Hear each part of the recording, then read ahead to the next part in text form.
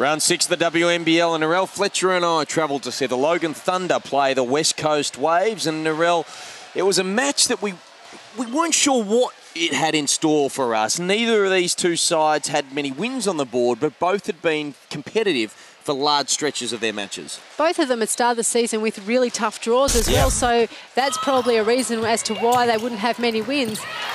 But it was one that it was an opportunity for either of these teams to just kickstart some momentum for themselves, whether it be Logan to stay in touch with the top four, whether it be West Coast just to generate some confidence in their group. And really, it was the West Coast Waves who had plenty of confidence.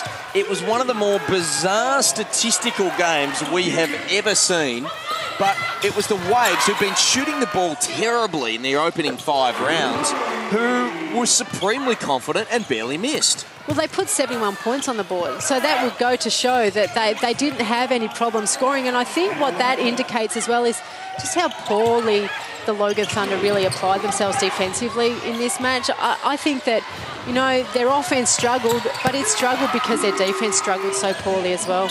Logan, you spoke about it during the match. Logan just seemed to lack any form of energy, any form of spark. And they couldn't, no matter what their coach or their leaders were telling them, they couldn't find anything.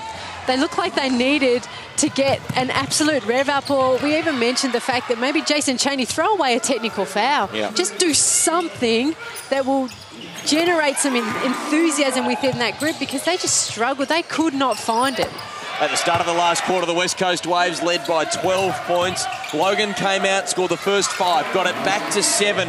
But after that, it was all the Waves. They stretched their legs and they ran away with a 15-point victory, just their second of the season. And hopefully for them, it will prove as strong in building momentum as it will be in building their character. It was West Coast 71 against Logan 56. The final score here at the Logan Metro Stadium in round 6 of the WNBL.